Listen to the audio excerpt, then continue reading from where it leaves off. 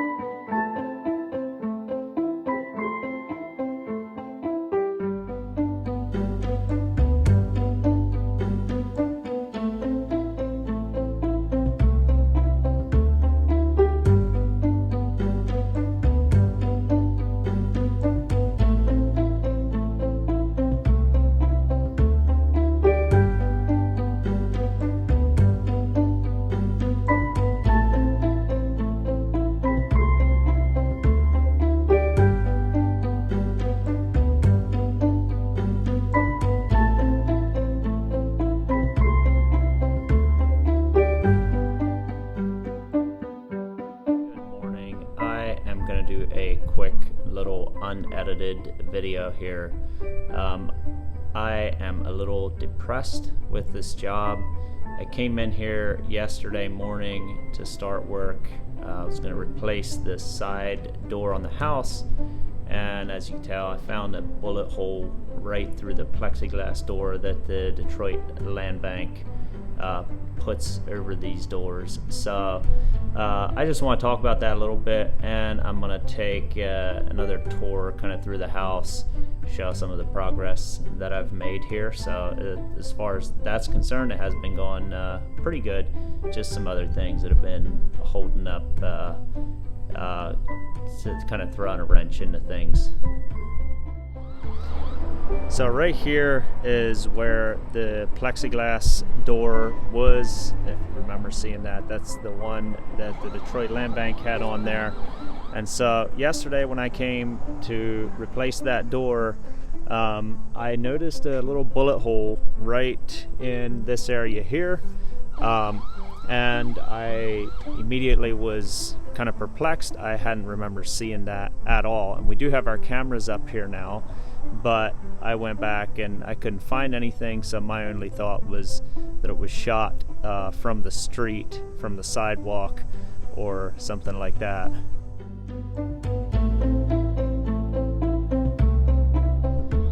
And the hole is kind of like angled. You can tell it's slightly angled from this side, which would have been from the street side, and upwards just a little bit, like it would have came up and from the street side. So anyway, there it is. So I did talk to my neighbor, very nice guy, about this, and he was a great deal of comfort. He assured me that it was definitely just a stray bullet and not targeted. So you can imagine how relieved I was and how much better I felt about the situation. A couple stray bullets flying around. I mean, who's going to make a big deal of that? But no, honestly, I mean, I didn't grow up in an area where there was a lot of stray bullets flying around. So it's probably just a matter of getting used to it. A couple bullets hitting the windows here and there. Just replace them, I guess. Not that big of a deal.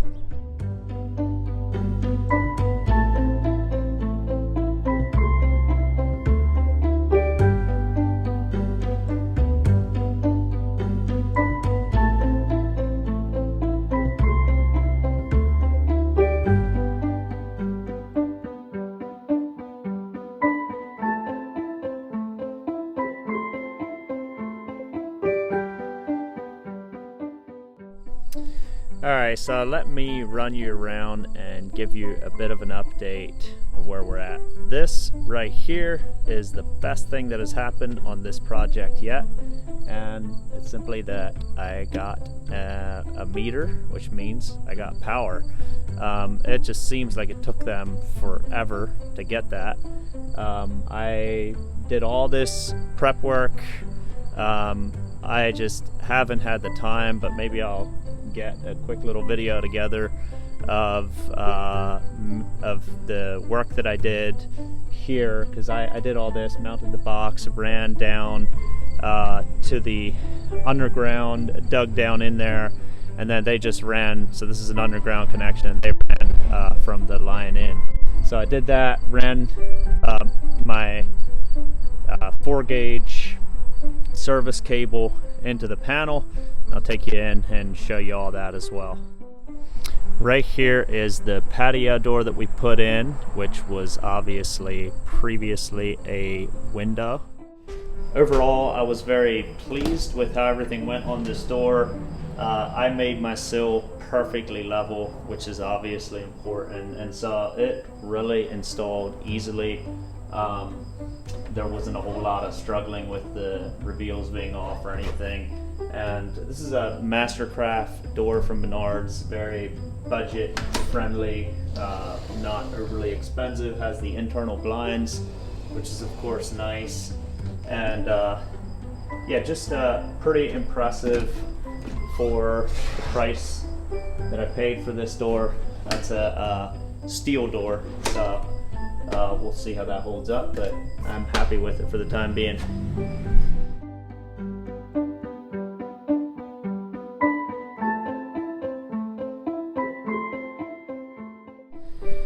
On the front door, I went with a Therma-Tru door from Lowe's, a little bit better quality than what I could find at Menards. So this is a fiberglass door.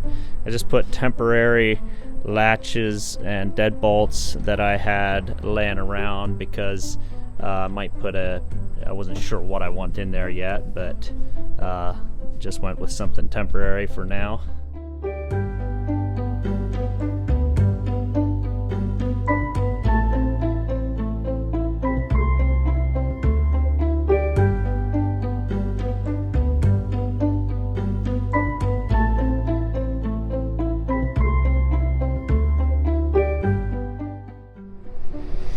And then of course this is that side door where we had the bullet hole in the plexiglass. So this is the one I am inspecting every morning to make sure there's no additional bullet holes. This is another Therma-Tru door, Craftsman style, fiberglass from Lowe's.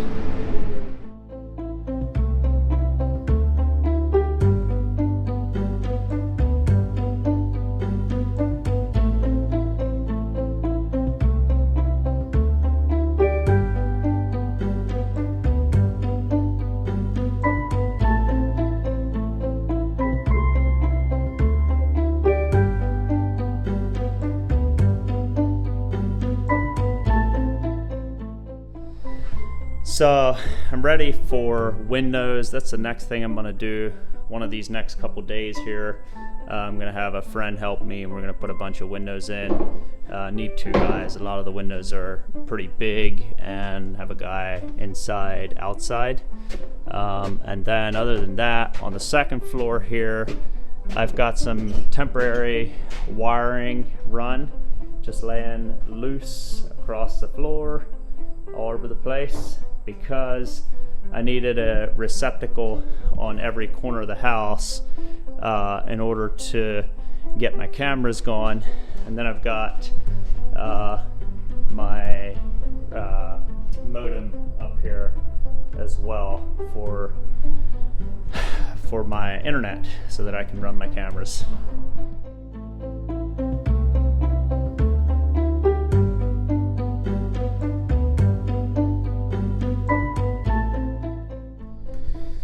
This is of course the panel. Once again, this was all a brand new experience for me to run that service cable from the meter socket into the panel, make all those connections, and of course I had to pass inspection on that, which I did, and to get my power turned on. So that was fun. I really am hoping to do a video showing that process, but yeah, everything went well, and as of now I've got about 5 breakers in there just to power the outlets and some lights for right now. I also was able to run my galvanized water pipe for the meter. That was also a new experience for me. So basically prepping this and leaving a space for this water meter. So I was able to do all that, and we're all set. We've got running water from this point up in here.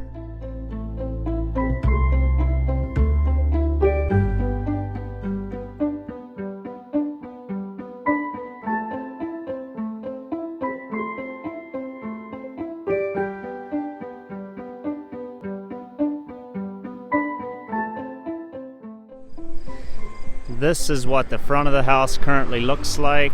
I put a standing seam metal. It's not really a true standing seam, but it's what Menards carries for a standing seam.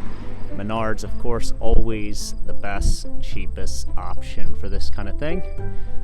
So that's what I did on the front. I'm not quite done with all that. That's what the front of the house currently looks like. Again, build a roof over the front here. Love to put together a video that we did on that as well, but man, it just takes so long to get all these videos together.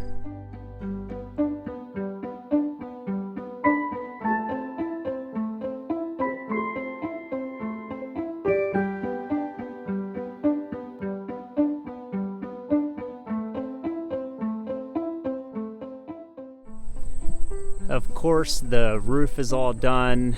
I had to build out overhangs here because if you remember previously what this looked like, there was that little hip roof running down the side, and then I ended up with a weird offset up top.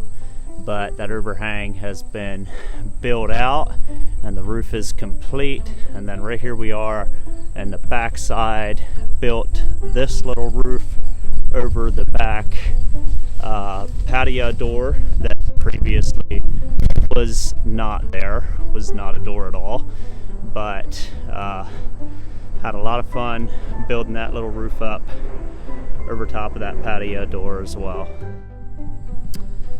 So I think that pretty well does it for an update on this project.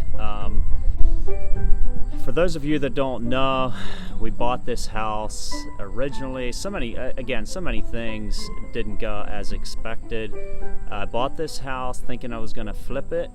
We liked the house. We liked the side lots that came with the house, and a little while after decided that we would probably move in ourselves. A few weeks, maybe a month, I forget exactly how long it was into the project, the house was actually broken into and a whole bunch of building materials were stolen, and that got us kind of second guessing. But after kind of continuing with the project without any trouble for quite a little while, we did decide that it was fine. That was just a little scare. We weren't gonna let that keep us from moving into this neighborhood, and our goal really is to try to make a positive impact in these neighborhoods that are lacking so much of what it means to be a good citizen in the US. But anyway, now just with yesterday's events with the bullet hole in the door, we are again back to just wondering what in the world we're doing moving into this neighborhood. Just doesn't really make sense. So we are totally unsure of what we're doing moving forward. The big issue at this point is you just don't buy a house like this and flip it in the way that I'm flipping it. If you're gonna flip it, you're supposed to be putting a max of about $50,000 into it so that you can make any kind of profit. with the way that I'm doing the work, the amount of money that I'm putting into it and the detail that I'm putting into it, it's just not what people do in these types of neighborhoods. So my initial thought was, you come in and you set the standard. If nobody's ever willing to set a new standard, how are we going to make any kind of difference? How are we going to make any kind of improvements in these neighborhoods? I'm seeing now it's a lofty idea. I don't know if it actually works. At least it doesn't work financially. If I decide to sell this thing, there is just barely a chance that I'm going to get the money out of it that I put into it, because even though you have a really nice house that might be worth $200,000, nobody's going to want to pay that to live in this kind of a neighborhood. And that's why when people flip these houses, they just do really, really bad work most of the times. I mean, it is very sad.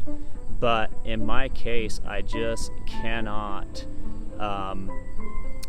fix a house like that. I have friends that bought a house that was flipped by some flipper here in Detroit, and it was just awful. I mean, the shell, everything looked great when they walked in and bought it, but it wasn't long after they were living there that they just started having all kinds of problems, and I just cannot flip a house like that. So I'm in a little bit of a dilemma, and that's partially why we had started thinking we would move here, is because I just can't flip a house the way that you're supposed to flip a house in Detroit, which means I won't be able to get my money out of the house. So that's basically where we're at.